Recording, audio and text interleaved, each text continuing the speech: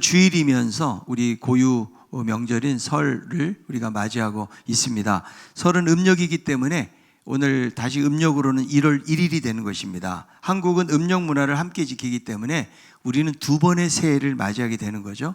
한 번 가지고 부족하기 때문에 다시 한번 새해를 맞이하는 기회를 우리가 맞이하고 있는데요. 벌써 한 해가 20일 정도가 흘러갔습니다. 여러분들이 한 해를 살아가기 위한 마음들이 흐트러지지 않았는지 다시 한번 오늘 말씀을 통해서 돌아보고 마음을 새롭게 하는 그런 시간이 되기를 바랍니다. 설이 되면 온 가족들이 함께 모여서 윗 어른들에게 세배도 하고 덕담도 나누고 또 음식을 먹기도 하고 또 함께 어울려서 놀기도 합니다. 늘 바쁘게 살아가는 우리들에게 명절이 없다면 떨어져 있는 부모님들에게나 가족을 만나기가 쉽지 않을 것입니다. 그래서 명절이라도 있어야 하던 일을 멈추고 찾아뵙고 만나게 되는 것 아닙니까? 그래서 이번 명절을 보내면서 가족들에 대한 소중함을 다시 한번 느끼는 시간이 되었으면 좋겠어요. 여러분, 가족이라도 보지 않으면 가까운 이웃보다도 못한 채 그렇게 시간이 흘러가 버립니다.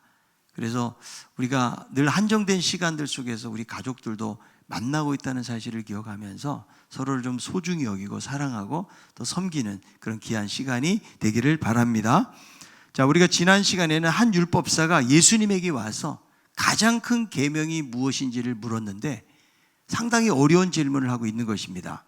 왜냐하면 유대인들에게는 율법을 614개로 나눠가지고 어떤 율법이 중요한지 중요하지 않은지에 대해서 나누었기 때문에 항상 이 문제를 가지고 논쟁을 했던 것입니다. 왜 이런 질문을 하는 것일까요? 어떤 사람도 율법을 다 지킬 수가 없기 때문에 그런 거예요. 절대적으로 지켜야 되는 율법은 과연 무엇이고 어떤 율법이 중요하고 중요하지 않은지 혹은 몇몇의 율법을 지키지 않았을 때 과연 용납이 가능한지 이런 질문들이 많은 것입니다. 그래서 이런 것들을 따지게 되는데요. 마태복음 23장 23절에는 이렇게 말씀합니다. 화 있을진저 외식하는 서기관들과 바리새인들이여 너희가 박하와 회향과 근처의 11조는 들이되 율법에 더 중한 바 정의와 긍휼과 믿음은 버렸도다. 그러나 이것도 행하고 저것도 버리지 말아야 할지니라. 여기 예수님 말씀인데요. 율법에 더 중한 바가 있다라는 것이죠. 그러니까 여러분, 율법에 대해서도 중요하게 생각하는 것, 덜 중요하게 생각하는 것이 있다는 거예요. 어떤 사람은 할례에 대한 계명을 중요하게 생각하고 어떤 사람은 안식일 계명, 어떤 사람은 제사법이나 의식법에 대한 계명들을 중요하게 여기면서 살 수 있다는 거죠. 그러나 여러분, 하나님의 법은 모두가 중요하다는 거죠. 자칫하면 중요한 법이니까 지켜야 되고 그렇지 않은 법들은 안 지켜도 된다는 식으로 생각해서는 안 된다는 거예요. 야고보 2장 10절 누구든지 온 율법을 지키다가 그 하나를 범하면 모두 범한 자가 되나니. 그러니까 하나님의 계명이 첫째 되고 중요하다는 것은 나머지 다른 모든 법들을 포용하고 있다는 거예요. 근데 많은 경우에 사람들은 하나님의 법을 우선시하기보다는 자기가 가지고 있는 종교적인 신념, 전통, 원칙 이런 것들을 자기 행동에 갖다 맞추어서 살아가려고 한다는 거예요. 그래서 자신이 잘 지킬 수 있는 것은 중요하게 여기고 그렇지 못한 것들은 소홀하게 여기면서 살아갈 수가 있다는 거예요. 여러분, 내가 몇 가지 규범을 지켰다고 해서 다른 부분들에 대해서 괜찮다고 여길 수 있다는 거죠. 내가 오늘 새벽 기도도 했고 기도도 많이 했다, 내가 말씀도 몇 장 읽었다, 이런 것 때문에 무언가를 했다는 것 때문에 실질적으로 삶 속에서 살아내는 부분들에 대해서는 오히려 깊은 관심을 가지고 살아가지 못할 수도 있다는 거예요. 여러분, 한국 교회 안에서는 여전히 술과 담배라는 것이요, 믿는 사람에게는 부적절한 것으로 생각을 하고 있어요. 그러니까 초기 선교사들이 기독교 신앙이 전파가 될 때에 가장 신앙의 장애물들이 되는 것들이 술이나 담배 같은 거였거든요. 그래서 그 당시에 금주구면이라는 좋은 전통을 세웠기 때문에 오늘날에도 경건한 신앙인들은 술과 담배를 멀리하는 모습을 볼 수가 있습니다.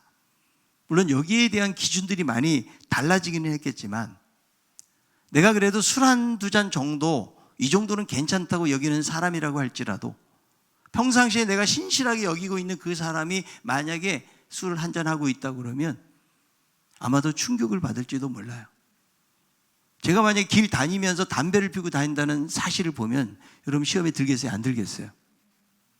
아마 꽁추를 주운 걸까 이렇게 생각하겠어요? 여러분 술집에서 나오는 모습 보면서 여러분 신방 같다고 생각하시겠습니까?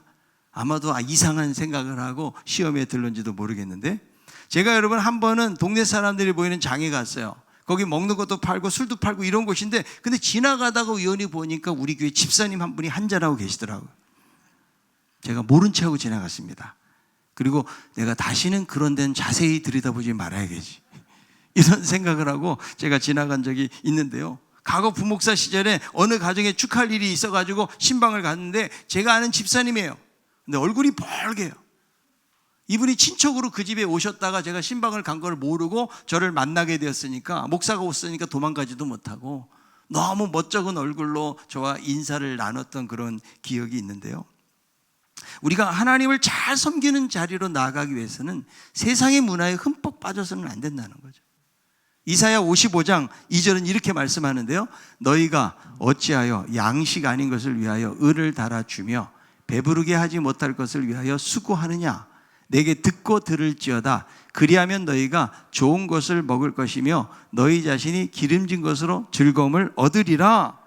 물론 여러분, 술을 먹는다고 해서 천국에 못 가는 것은 아닙니다. 상당히 희소식이죠.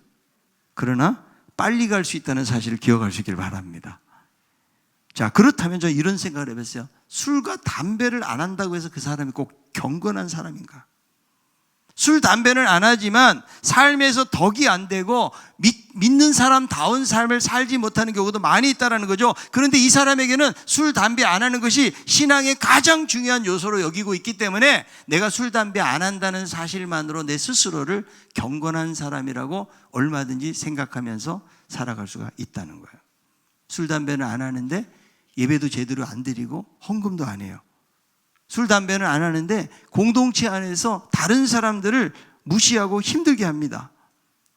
다른 사람에게 덕이 되지 못하고 있다면 아무리 술, 담배를 안 한다고 할지라도 경건한 삶을 산다고 볼 수는 없다는 것이죠. 그래서 여러분, 무엇이 중요한 계명인지 아닌지의 여부가 그 사람의 태도를 얼마든지 달라지게 할 수가 있다는 거예요. 자, 주님은 이 율법에 대해서 대답을 해 주십니다. 온 율법을 두 가지로 요약하는데, 하나는 하나님을 사랑하라, 또 하나는 이웃을 사랑하라. 먼저는 하나님을 사랑하되 어떻게 사랑하라고 말씀하고 있어요? 내 마음을 다하고 목숨을 다하고 뜻을 다하여 하나님을 사랑하여라. 너희 하나님과 하나님은 인격적인 하나님이시기 때문에 그분과 관계를 맺고, 그냥 소극적으로, 여러분 피동적인 것이 아니고 더 적극적으로 나아가서 너희 전 존재를 다해서, 전 인격을 다해서 하나님을 사랑하라고 말씀하고 있는 거예요. 여러분, 우리가 하나님을 어떻게 사랑하고 있는가가 현재 나의 신앙생활의 자리를 매김해 준다는 거죠. 여러분, 신앙은 율법적으로 내가 무언가를 하는 것보다 더 중요한 것이 무엇인가 하면 하나님하고 바른 관계를 맺고 있는 거예요. 그래서 하나님을 먼저 사랑하는 것만큼 중요한 것은 없어요. 여러분, 여기에 모든 율법이 다 들어가 있는 거예요. 하나님을 사랑하기 때문에 포괄적으로 포함이 되어져 있다고요. 여러분, 내가 하나님 앞에 예배를 드리는가? 왜 내가 헌금을 해야 되는가? 내가 이렇게 왜 봉사를 하고 힘들게 해야 되는 것인가? 내가 왜 참고 용납을 해야 되는 것인가? 내가 왜 희생을 해야 되는 것인가? 이 모든 것이 하나님을 사랑하는가에 달려있다는 거예요. 그래서 여러분, 하나님을 사랑하잖아요. 하나님을 마음으로 사랑하죠. 진정한 순종과 섬김이 거기서 나오게 된다는 거죠. 그래서 여러분, 하나님과 사랑의 관계가 형성되죠. 놀라운 신앙의 비밀을 간직하게 되는 거예요. 아무리 삶이 힘들고 어려워도 이 사람은 기쁨으로 살아가요. 저는 성경에서 가장 잘 표현해주는 성경 구절이 고린도후서 6장 10절이라고 생각이 드는데요. 읽어봅시다. 근심하는 자 같으나 항상 기뻐하고, 가난한 자 같으나 많은 사람을 부유하게 하고, 아무것도 없는 자 같으나 모든 것을 가진 자로다. 겉으로 볼 때는 근심하고 가난하고 아무것도 없어요. 빈털털이에요. 그러나 기뻐하고 다른 사람 부유하게 만들고, 그리고 모든 것을 가진 자의 삶이 하나님과 바른 관계를 맺고 있을 때에 그 하나님의 부유하심이 그 사람에게 임하기 때문에 이런 삶을 살아가게 되어진다는 것이죠. 그래서 우리는 무엇보다도 하나님을 전 존재적으로 사랑해야 돼요. 그리고 오늘 둘째 계명에 대해서 말씀하는데, 마태복음 22장 39절이에요. 둘째도 그와 같으니 내 이웃을 내 자신같이 사랑하라 하셨으니, 여러분 둘째도 그와 같다는 말은 뭐예요? 첫째 계명하고 둘째 계명이 같다는 거예요. 그러니까 여러분 첫 번째라고 해서 첫째 계명이 이웃을 사랑하는 두 번째 계명보다 더 중요하다 이런 말을 하고 있는 것이 아니라는 거죠. 오히려 첫 번째 계명이 포괄적인 의미를 가지고 있는 거예요. 그래서 이 첫째 계명이 원인이고 기초가 된다면 두 번째 계명도 똑같다는 거예요. 큰 계명이라는 거죠. 그러니까 여러분 하나님을 사랑하라는 그 계명하고 이웃을 사랑하라는 계명은 같다는 거죠. 따로 떨어져 있는 것이 아니고 분리되는 것이 아니라는 거죠. 자, 왜냐하면 바리새인들은 하나님을 사랑하고 의무를 감당했어요. 그런데 이웃이나 가족에 대해서는 소홀히 여겨도 괜찮은 것으로 여기는 제도가 있었어요. 이 제도가 뭐냐면 고르반이라는 제도예요. 자, 마가복음 7장 11절이죠.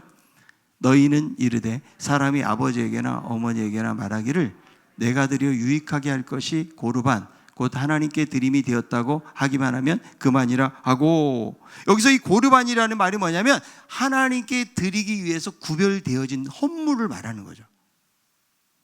그러니까 고르반 해버리면 가족 부양의 의무를 피하기 위해서 이거 하나님께 바쳐진 거야 이렇게 해버리면 가족 부양을 안 해도 된다는 말이라는 거죠. 무엇을 말해요? 하나님 사랑하는 것을 핑계 삼아서 이웃을 사랑하지 않는 외식적인 모습을 말해준다는 거죠. 우리들도 마찬가지예요. 하나님의 섬기는 것을 우리가 핑계 삼고 하나님을 첫 번째라고 말하면서 이웃을 사랑하지 않을 수 있다는 거죠. 여러분 교회에서도요, 믿음도 좋고 하나님을 뜨겁게 사랑하는 것 같은데 이웃에 대해서는 함부로 대하거나 무시하고 상처를 주는 경우를 우리는 종종 보지 않습니까? 여러분 지금 율법사가요 두 번째 계명을 물은 게 아니에요. 가장 큰 계명이 무엇인지를 물었고, 예수님은 하나님 사랑, 이웃 사랑하는 것이 별개의 것이 아니고 같은 것이라고 말씀하고 있는 거예요. 똑같이 큰 계명이다. 그래서 성경은 뭐라고 말해요? 둘째도 그와 같으니. 여러분 우리가 하나님을 사랑하는 것처럼 이웃을 사랑하는 것이 하나님이신 가장 큰 중요한 계명이라는 것을 기억할 수 있기를 바랍니다. 여러분 하나님을 사랑한다는 것이요 어떻게 보면 되게 추상적이에요. 여러분은 하나님을 사랑하십니까? 얼마큼 사랑하세요? 표현할 수 있어요? 그냥 하늘만큼 땅만큼입니까? 우리가 보이지 않는 하나님을 어떻게 사랑하는 것일까? 내가 여러분 하나님을 향해서 내가 하나님 사랑합니다 이렇게 고백한다고 과연 하나님을 사랑하는 것일까요? 여러분 내가 하나님을 사랑하는데 뭐 고백도 하고 예배도 드리고 봉사도 하고 헌금도 하고 여러 가지 시간을 들이고 하는 행위들이 하나님을 사랑해서 하는 것이 분명하죠. 그러나 그것만 가지고는 하나님을 사랑하는 것을 다 표현할 수가 없다라는 거예요. 여러분 제자들을 보면요 주님을 사랑하니까 자기의 모든 소유를 버리고 예수님을 따라갔어요. 자기 재산을 다 버리고. 그런데 한 번은 아이들이 예수님께 오는 것을 막아서고 제자들이 꾸짖습니다. 얘들아 너희들 여기 노는 곳 아니다. 여기 와서는 안 돼. 아이들을 꾸짖고 책망을 해서 보내거든요. 왜냐하면 그 당시 아이들은 인격적인 대우를 받지 못했기 때문에 주님이 일하시는데 방해가 될 거라고 생각을 한 것이죠. 그런데 예수님이 여기서 화를 내세요. 성경은 노하셨다라고 이야기하는데 예수님께서 그렇게 화를 자주 내시는 분이 아니거든요. 몇 번 화내시는 부분들이 있는데 그 정도로 예수님께서 화를 내시면서 말씀하실 정도로 중요하게 여기신다는 거죠. 자, 마가복음 10장 13절 14절이에요. 사람들이 예수께서 만져주심을 바라고 어린아이들을 데리고 오매 제자들이 꾸짖거늘 예수께서 보시고 노하시어 이르시되 어린아이들이 내게 오는 것을 용납하고 금하지 말라. 하나님의 나라가 이런 자의 것이니라. 자, 제자들은 지금 하나님을 사랑한다라고 생각하고 있어요. 그런데 예수님은 작은 자들, 연약한 이웃들에 대한 사랑의 마음을 놓치고 있다는 사실에 대해서 말씀해 주고 있다는 거죠. 그러니까 우리들도 여러분 나 하나님 사랑해요 라고 말하지만 얼마든지 이웃에 대한 사랑으로 나타나지 않을 수가 있다는 거예요. 내가 아무리 하나님을 위해서 종교적인 행위를 하고 의식을 하고 헌신과 섬김이 있어도 이웃에 대한 사랑으로 나가지 않으면 하나님에 대한 계명을 제대로 지키지 못하고 있다는 거예요. 요한일서 4장 20절에 있는 말씀에 누구든지 하나님을 사랑하노라 하고 그 형제를 미워하면 이는 거짓말하는 자니 보는 바 그 형제를 사랑하지 아니하는 자는 보지 못하는 바 하나님을 사랑할 수 없느니라. 우리가 이 계명을 주께 받았나니 하나님을 사랑하는 자는 또한 그 형제를 사랑할지니라. 보이는 형제를 사랑하지 못하면서 어떻게 보이지 않는 하나님을 사랑하느냐. 보이는 형제도 사랑하지 못하면서 내가 하나님 사랑해요 말하는 것은 거짓말하는 자라고 이야기하고 있다는 거죠. 그러니까 여러분, 하나님을 사랑하는 것은 형제를 사랑하는 것과 연결이 되는 거예요. 이웃을 사랑하는 것이 하나님을 사랑하는 것에 대한 증거가 되고 있다는 거예요. 자, 야고보서 2장 15절 17절이에요. 만일 형제나 자매가 헐벗고 일용할 양식이 없는데 너희 중에 누구든지 그에게 이르되 평안히 가라, 덥게 하라, 배부르게 하라 하며 그 몸에 쓸 것을 주지 아니하면 무슨 유익이 있으리요? 위와 같이 행함 없는 믿음은 그 자체가 죽은 것이라. 여러분, 초대교회 안에서도 이런 차별이 있었다는 거죠. 가난하고 헐벗은 사람에게 가서 먹어라, 배를 따뜻하게 하라. 아니, 아무것도 없는데. 이것은 여러분 죽은 믿음이라는 거예요. 믿음은 뭐예요? 하나님을 향한 태도가 믿음이거든요. 그러니까 이웃에게 그렇게 하고 있다면 이것은 곧 하나님에게 하고 있는 거하고 똑같다는 거죠. 지금 성경이 그렇게 이야기해 주고 있다는 거예요. 그래서 여러분, 우리가 신앙생활 하면서 가장 놓치기 쉬운 문제가 뭐냐면 하나님에 대한 사랑의 태도라기보다는 이웃에 대한 사랑의 태도예요. 우리는 하나님 떠날 수 없어요. 여러분, 하나님을 저주합니까? 함부로 할 수 없잖아요. 그러나 이웃에 대해서는 얼마든지 사랑과 긍휼의 마음을 잃어버리고 무자비하고 몰인정한 자세를 취할 수 있다는 사실입니다. 여러분, 주님 말씀은 사마리아 비유를 보세요. 길을 가다가 강도 만난 한 사람, 제사장도 지나가고 레위인도 지나가요. 이 사람들은 하나님을 잘 섬기는 사람들의 샘플인 것이죠. 물론 부정한 것을 만져서는 안 된다는 종교적인 이유가 그들에게 분명히 있었어요. 그러나 어려운 사람을 보고 그냥 지나친다는 것은 무엇을 말해요? 이웃에 대한 사랑이 메말라 있음을 말해주고 있는 거죠. 하나님 사랑과 이웃 사랑을 별개로 여기고 있는 거예요. 지금 종교적인 행위나 의식을 너무 중요시 여기다 보니까 상대적으로 이웃에 대해서는 진정한 사랑의 마음을 주지 못하고 있다는 거죠. 그런데 사마리아 사람은 자기와 아무런 관련도 없는 사람인데 이 사람에게 다가가서 상처를 싸매어주고, 그리고 이 사람을 여관에 데리고 가서 부비를 주면서 잘 돌봐주라고 하는 그런 모습을 보게 되거든요. 여기에 대해서 주님이 이렇게 말씀하세요. 누가복음 10장 36절 37절이에요. 내 생각에는 이 세 사람 중에 누가 강도 만난 자의 이웃이 되겠느냐? 이르되 자비를 베푼 자니이다. 예수께서 이르시되 가서 너도 이와 같이 하라 하시니라. 예수님이 뭐라고 말씀하세요? 너도 이와 같이 하라. 누구처럼? 이 사마리아 사람처럼 하라는 것이 주님의 계명이라는 거죠. 여러분, 유대인들은요, 이웃의 개념이 다 유대인들이에요. 이방인이나 사마리아 사람들은 절대로 이웃의 개념이 될 수가 없다는 거죠. 여러분, 우리들에게 이웃은 누구입니까? 바로 지금 옆에 앉아있는 사람이 우리 이웃이라고 생각하십니까? 지금 주님이 말씀하신 이웃의 개념은 내가 알고 나에게 잘해주고 나를 사랑해주고 나를 인정해주는 그런 사람이 아니라는 거예요. 누군가의 도움을 바라고 있는 사람이라면 누구나 이웃이 되는 거죠. 나랑 아무런 상관이 없는 사람이고 나에게 아무런 유익을 줄 수도 없는 사람이고 심지어는 나와 원수된 관계에 있는 사람까지 포함해서 그 사람이 우리의 이웃이 될 수 있다고 예수님은 이웃의 개념을 교정해 주시는 거죠. 자, 마태복음 5장 43절 44절 또 내 이웃을 사랑하고 내 원수를 미워하라 하였다는 것을 너희가 들었으나 나는 너희에게 이르노니 너희 원수를 사랑하며 너희를 박해하는 자를 위하여 기도하라. 여러분에게 원수가 있습니까? 원수입니까? 왼수입니까? 원수다운 원수가 있을까요? 이 당시에는 박해를 당하고 생명의 위협을 받고 정말 고난과 시련을 주는 그런 사람들이 있어. 그 사람들이 원수인 거예요. 근데 오늘날 우리들에게 그렇게 하는 사람은 거의 없잖아요. 우리는 좀 귀여운 왼수가 되는 거죠. 왼수. 그런데 그를 사랑하는데 어떻게 사랑하라? 내 자신같이 사랑하라. 아니, 어떻게 마음에 들지 않는 사람을 내 자신같이 사랑할 수 있을까? 여러분, 우리 가운데 이 세상에서 사랑만큼 중요한 말이 없다라고 동의하지 않는 사람은 한 사람도 없을 거예요. 그런데 문제는 이 사랑을 실천하는데 가장 거리가 멀어 있다는 거예요. 저도 이 말씀을 준비하면서 제일 힘든 말씀을 제가 지금 전하고 있는 거예요. 저를 좋아하고 사랑해주고 잘 대해주는 분은 얼마든지 사랑할 수 있어요. 저를 미워하고 저를 싫어하고 저를 탐탁지 않게 여기는 사람을 제가 진정으로 사랑하기는 어렵다는 거예요. 여러분, 목사는 항상 마음이 넓어서 다 이해해주고 사랑해줘야 됩니까? 근데 목사님이잖아요. 그런데 하나님께서 이 계명을 저에게만 주신 게 아니고 우리 모두에게 주셨다는 거죠. 저는 잘 안 되더라고요. 예수님이 원수까지도 사랑하라고 그랬는데 때로는 제 가까운 아내도 제 몸처럼 사랑이 안 돼. 제 자식들도 사랑이 안 돼. 이웃들도, 성도들도 사랑이 안 될 때가 많이 있어요. 정말 내 속을 뒤집어 놓고 힘들게 하는 그 사람을 사랑할 수 있을까?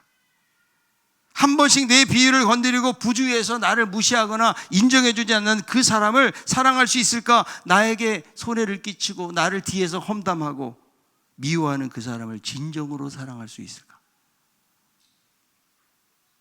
어떻게 그 이웃을, 나를 싫어한다고 말하는 그 이웃을 내 몸처럼 사랑할 수 있을까? 그래서 기도해요. 하나님, 제가 속이 너무 좁아가지고 사랑의 마음으로 받아들여야 되는데 잘 안 됩니다. 물론 저는 노력을 합니다. 사랑하려고. 웬만한 것은 다 품어주려고, 포용해 주려고 그렇게 해왔어요. 그럼에도 불구하고 제 자신을 정직하게 하나님 앞에 보니까 제 몸처럼은 사랑하지 못하는 제 자신을 발견하는 거예요. 우리는 내 스스로에 대해서는 간용을 베풀어요. 그러나 다른 사람에 대해서는 엄격한 잣대를 대고 비난을 합니다.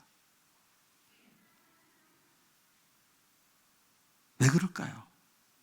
저도 제가 꽤 괜찮은 사람인지 알았어요.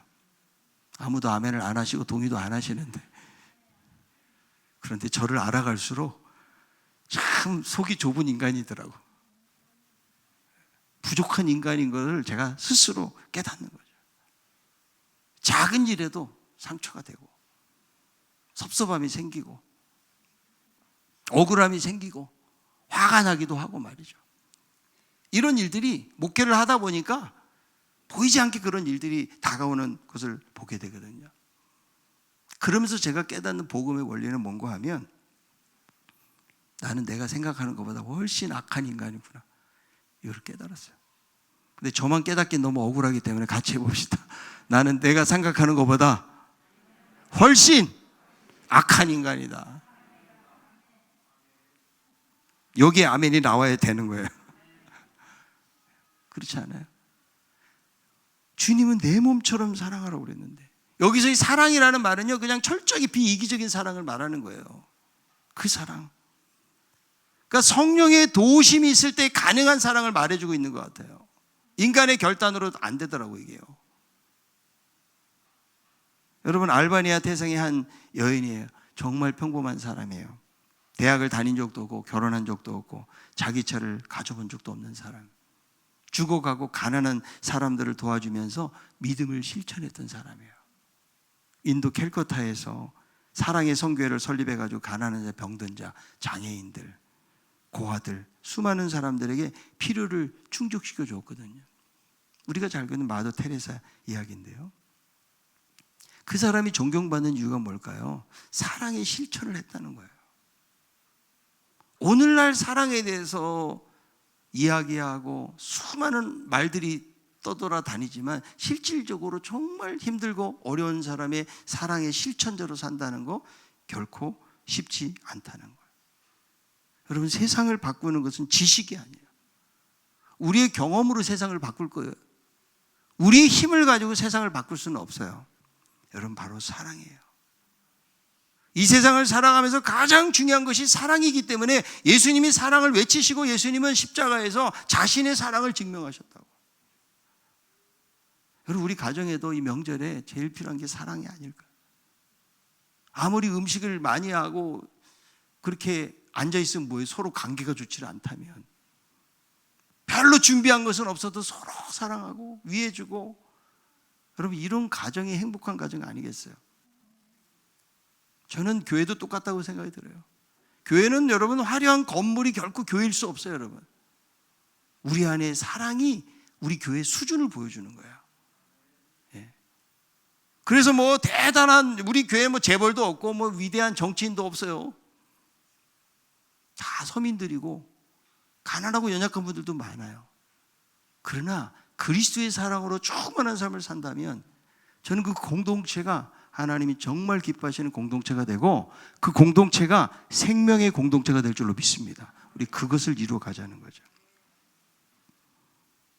옥스퍼드 대학의 교수 작가였던 C.S. 루이스가 사랑의 실천에 대해서 이렇게 말한 바 있거든요. 내가 이웃을 사랑하지 않는지 사랑하는지 분석하며 괴로워하면서 시간을 낭비하지 말고 마치 사랑하는 것처럼 행동하라. 그리하면 마침내 그를 사랑하게 될 것이다. 사랑하는 것처럼 행동해 보래요. 여러분, 느끼는 대로 하지 말고 내가 사랑하지 않아도 손을 잡아주고 편지를 써주고 함께 하다 보면, 그러다 보면 된다는 거예요. 그러니까 사랑이라는 것은 저절로 되는 것이 아니고 사랑이라는 것은 의지적인 것이. 여러분, 우리 감정을 따라 살지 않으면 그렇게 가까운 부부지간에도 싸운다니까요. 나 당신이랑 못 살겠어 그래요. 예? 우리 자녀 그 좋은 관계도 여러분 어떤 말이에요? 오가는 말들이 거친 말들이에요. 서로를 비난하는 말들을 할 수 있다니까요.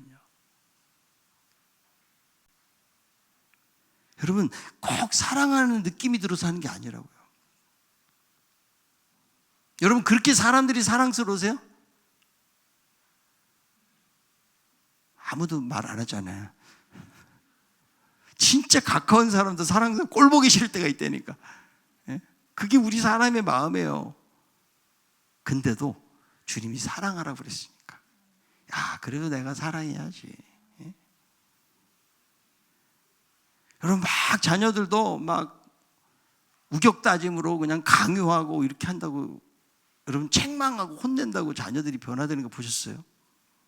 기다려주고 기도해주고 사랑으로 할 때에 아이들이 변화가 되는 거죠. 막 힘으로 하려고 해도 절대로 자녀들 되지. 조금만 커보세요. 여러분, 자녀들이 말을 잘 듣는가? 결국은 그리스도의 사랑이에요. 여러분, 정말 살면서 싫어하는 사람들 있죠. 요즘 그런 뭐 과거 유머죠. 이런 유머들이 있더라고요. 의사가 제일 싫어하는 사람이 누군지 아세요? 앓느니 죽겠다고 하는 사람.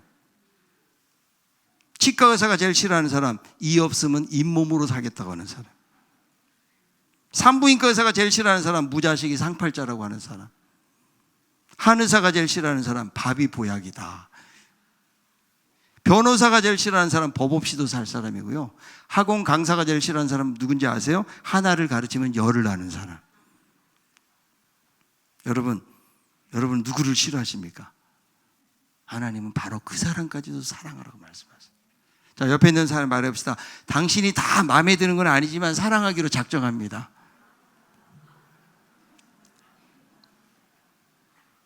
어떻게 다 마음에 들겠어요, 여러분? 다른 사람이 마음에 안 들을 때가 많아요. 가장 가까운 사람도. 그러나 사랑하기로 작정하는 거예요. 우리가 이렇게 이웃을 내 몸처럼 사랑해야 될 이유가 무엇입니까? 우리가 이미 주님의 다함 없는 사랑을 받았기 때문에. 여러분, 우리는 사랑을 받지 못했잖아요. 그럼 사랑을 못해요. 내가 어린 시절에 여러분 부모님으로부터 정말 풍성한 사랑을 받고 좋은 양육을 받았다. 그런 사람은 사랑하는 방법을 좀 알겠죠. 그러나 대부분 여러분 많은 경우에 우리들의 삶을, 우리 부모님 세대가요 참 힘들게 사셨잖아요. 가난과 전쟁, 여러 기근, 경제적으로도 어렵고 이런 삶을 살았거든요. 그 윗세대는 어떻겠어요? 그러니까 좋은 부모로부터 양육이나 영향을 받지 못하고 부모님들이 그렇게 오시다 보니까 자녀들에게도 똑같이 할 수밖에 없어요. 왜? 사랑하는 방법을 모르는 거예요. 요즘은 여러분 아이들 키우면서 아이들 참 인격적으로 그냥 아이들을 위해서, 아이들이 적으니까 예전에는 아이들을 낳기는 또 많이 낳잖아요. 그런데 아이들에게 뭐 인격적으로 뭐 물어봐주고 이런 때가 있었나요? 그냥 살기 힘든데 밭에 가면 알아서 그냥 언니가 동생을 봐줘야 되고 말이죠. 그런 관계 속에서 그냥 자라난 거죠. 그러다 보니까 사랑을 어떻게 하는 방법을 잘 모르는 거죠. 부모님들이 완벽한 부모도 없는 데다가 그런 좋은 경험을 하기가 쉽지가 않더라고. 저도 부모님이 일찍 돌아가신 게 부모님의 부재예요. 거기서 오는 여러 가지 상처나 어려움들이 있었겠죠. 아마 여러분들도 정말 어렸을 때 부모님의 정말 따뜻한 사랑과 공급을 받으면서 나는 그렇게 자랐습니다, 이런 사람 의외로 찾아보기가 힘들 정도예요. 다 가정사마다 힘들고 어려움들이 다 있는 거죠. 그런데 우리가 사랑할 수 있는 이유는 뭘까요? 그리스도의 사랑을 받았다. 주님의 그 사랑을 우리가 경험했기 때문에. 저도 그 예수님의 사랑을 경험하고 나니까 이렇게 살아야겠구나, 이렇게 사랑하는 거구나, 내가 이렇게 용납을 해야 되겠구나, 내가 이렇게 품어줘야겠구나, 이렇게 되는 거예요. 근데 그 사랑에 근거하지 않잖아요. 우리의 삶은 마치 핸드폰 배터리하고 비슷해요. 내가 가지고 있는 자원은 날마다 줄어들어요. 이거 가지고 충분히 못 해낸다고요. 그러니까 여러분, 충전이 되지 않으면 안 되는 것처럼 하나님의 사랑에 충전이 돼야 이 사랑이 계속 기억되어지고 이 사랑이 충만해져야 이 사랑으로 이웃들을 사랑할 수가 있는 거예요. 여러분, 예수 믿으면서 은혜를 경험하지 못하자는 사랑도 못해요. 주님의 마음보다는 인간적인 생각이 더 앞서요. 인간적인 분노가 생기고 다른 사람들을 함부로 하는 마음들이 우리 안에 있어요. 누군가는 내가 복수해야겠다, 이런 마음들이 생길 때가 있대요. 그러나 은혜를 경험하면 그 십자가의 사랑을 아는 순간, 야, 하나님 나를 이렇게 사랑하셨는데, 나 같은 죄인을 이렇게 받아주셨는데, 그분은 우리가 죄인 되었고 연약했고 우리가 원수 되었을 때 나를 위해서 십자가에서 죽으시면서 나를 이렇게 사랑하셨는데, 나는 어떻게 사랑하고 있는, 나밖에만 모르고 독선적이고 내 입장에서 모든 것을 생각하면서 살아가고 있지 않는가. 여러분, 주님이 우리에게 사랑하라고 하시면서 하신 말씀이 있어요. 요한복음 13장 34절 35절이에요. 새 계명을 너에게 주노니 서로 사랑하라. 내가 너희를 사랑한 것 같이 너희도 서로 사랑하라. 너희가 서로 사랑하면 이로써 모든 사람이 너희가 내 제자인 줄 알리라. 서로 사랑하는데 이 사랑의 정도와 수준이 얼만큼인지 아세요? 내가 너희 사랑한 것처럼, 예수님이 우리를 사랑한 것처럼이 우리 그리스도인들의 사랑의 수준이에요. 그냥 내가 뭐 가난한 자 조금 긍휼히 여기고 조금 다른 사람 좀 도와주고 화낼 일에 좀 화 안 내고 약간 내가 좀 섬기고 도와줬다, 이것으로 사랑이 아니라고요. 내가 너희를 사랑한 거죠. 조건도 없이 무조건적인 수용, 그 사랑으로 사랑한 것처럼 너희도 그렇게 사랑하여라. 그래야 너희가 세상에서 내 제자인 것을 알게 되리라는 거죠.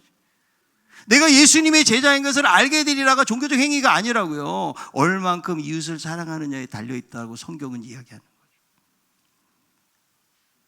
여러분, 우리 교회의 사랑의 수준은 어느 정도 될까요? 나의 사랑의 수준이 어느 정도 될까요? 저도 제 자신을 보면서 너무나 부끄러워요. 내가 그리스도인이고 내가 목사인데도 이 정도밖에 안 되는구나 생각할 때가 너무 많이 있어요. 그래서 회개하고 하나님을 의지하게 되는 거예요. 여러분, 우리는 생각 없이 살면 안 돼요. 그냥 인간적인 생각으로 반응하고 살면 안 돼요. 우리는 그리스도의 사람이고 그리스도의 사랑을 힘입은 사람들이기 때문에 내가 인간적으로는 그 사람에게 막 해주고 싶어도 주님이 나에게 해주신 사랑을 생각하면서 그 사랑으로 잘 품어줘야 되는 거 아니에요. 여러분, 예수 믿으면서 우리 마음이 좀 넓어져야 된다고 생각해요. 아멘이십니까? 그게 예수님 닮아가는 거 아니에요? 예수님 형상 닮아가야 되는데. 저도 나이가 이제 1살, 2살 더 먹어가니까 말이죠. 올해는 또 1살 준다고 그러니까 감사한 것도 있더라고. 그런데 이제 나의 삶의 시간들이 그렇게 남지 않았구나. 그런 거를 조금씩 느껴요. 아마 저보다 더 나이가 많으신 연배에 계신 분들은요, 아마 날마다 그런 것들을 느끼면서 살아가는 것도 있을 거예요. 다시는 기회가 오지 않습니다. 우리에게 주어지는 삶의 기회들이 있다면 여러분, 자녀들에게도 따뜻한 말을 해주세요. 섭섭한 거 다 풀어내가지고 여러분 자녀들이 해결받지 못해요. 자라면서 야 너도 내가 키우는데 너도 참 고생했다. 엄마 아빠가 이렇게 너한테 제대로 이렇게 해주지도 못했는데 그래도 이렇게 잘 자라줘서 너무나 고맙다. 여러분 그런 말을 해줘야지 돼요. 왜냐하면 진짜 부모는 받는 게 아니고 주는 거라고 생각해요. 그리고 내가 사람들을 만날 때에 억한 감정으로 만나는 걸 빨리 해결하지 않으면 우리는 그냥 하나님의 말씀, 이 사랑의 실천자의 삶을 살지 못하고 어느덧 우리 인생은 그냥 흘러가 버려요. 여러분 주님이 우리 한 사람 한 사람에게 말씀하신 게 무엇인지를 생각을 해야 돼요. 하나님을 사랑하되 마음과 목숨과 뜻을 다하여 사랑하라. 그리고 내 이웃을 내 몸처럼 사랑하라는 이 두 가지 가장 크고 위대한 계명을 우리의 마음속에 새기고 살지 않으면 우리는 어느덧 내가 교만한 사람이 돼요. 내가 꽤 잘하고 있다고 생각을 하고 꽤 내가 마음이 넓고 꽤 내가 사랑을 하는 사람처럼 여길 수 있지만 그러나 저는 이 말씀 앞에서 내가 얼마나 하나님 앞에서 부족한지를 돌아보면서 하나님의 도우심을 간구하게 되거든요. 여러분 사랑이 없으면 아무것도 아닌 거예요.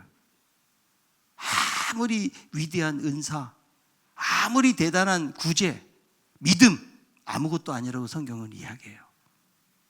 여러분 우리 교회가 건강해지고 생명의 공동체로 나아가는 방법은 다른 거 없어요. 서로 사랑하는 거. 어떤 사랑이에요? 그리스도가 우리에게 주셨던 그 사랑으로 서로를 아끼고 사랑하고 용납해주고 실수할 때 허물을 덮어주고 이렇게 아름다운 사랑의 공동체로 세워져 가는 것이 저는 생명의 공동체라고 생각해요. 몇 가지 행사를 많이 해가지고 생명의 공동체는 절대 될 수가 없어요.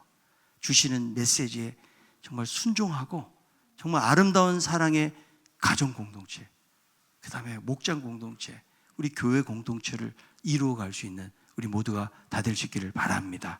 내 이웃을 내 몸처럼 사랑하라. 이 말씀을 기억하고 사랑의 실천자의 삶을 살아갈 수 있는 우리 모두가 다 되기를 바랍니다.